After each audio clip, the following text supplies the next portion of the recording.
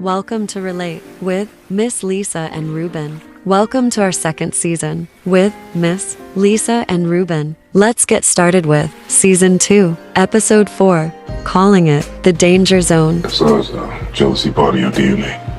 Jealousy is an emotion. So I guess in that respect, it's part of everybody's DNA.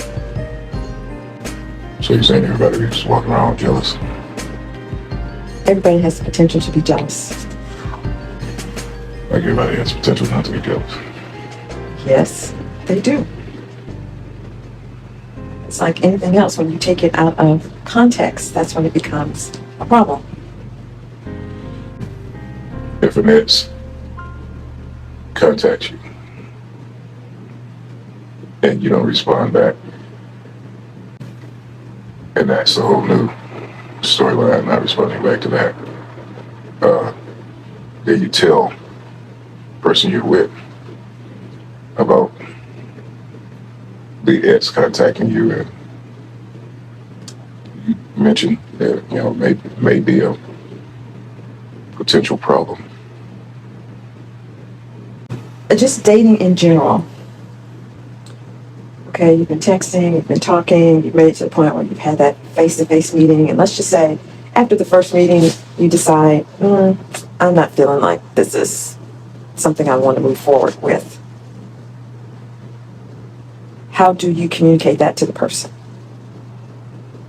Do you not tell them and just say, okay, well, I'm not going to call him or her anymore, and maybe they'll get the hint?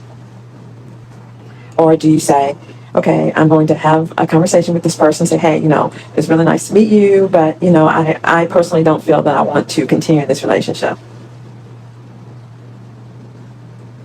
Okay, so in your mind, you have let this person know that you want to end this, but then what happens when the other person doesn't want to end it and they want to continue that pursuit of you, even though you have indicated that you are not interested and you don't want to reciprocate?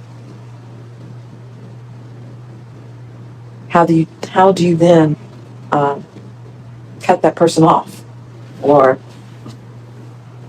remove them from your life when the normal conventions are not working?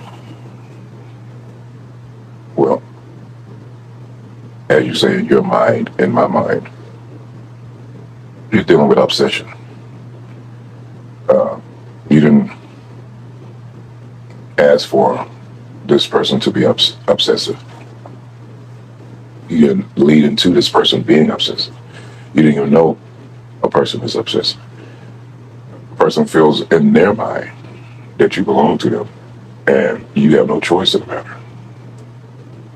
So all sorts of relatable content in that storyline, but that sounds like to me, you're dealing with an obsessive person, and that person is unhinged.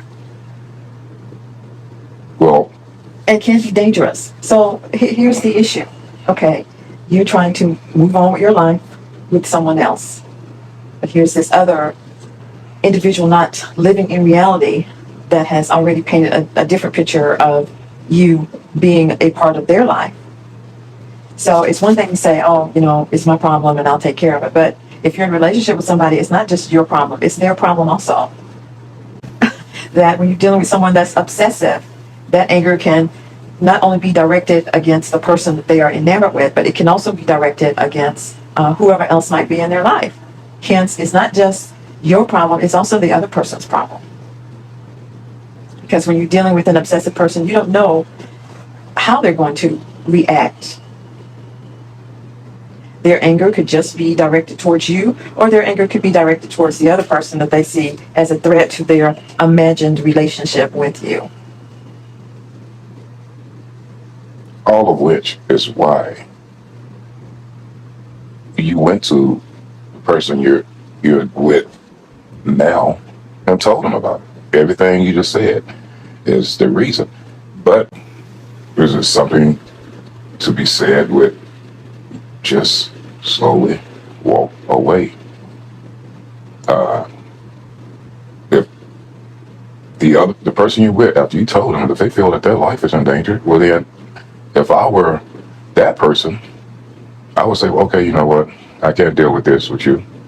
my life is perfect. My life is together, and I don't need this drama in my life. So, see you. Bye. Good luck. You know, if you don't agree with the way that person is handling it, or you can't come to a common agreement, since that person entrusted the other person with the information, hey, this is what's going on, and you know, it looks pretty bad, but I'm thinking blocking them may agitate the situation even further. You're dealing with a person with a broken heart, obviously, but always had a broken heart with people.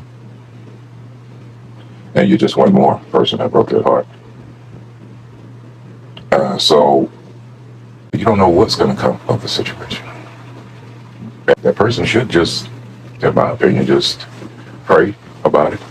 Pray for that person, the obsessive person, and also pray for his or her partner that they're sharing that information with, because the whole thing can become volatile. I can't imagine just writing someone into my life and they have no choice about it. I can't imagine just believing that way, thinking that way. I just can't imagine that. Join us again for another exciting opinionated episode of Relate with Miss Lisa and Ruben.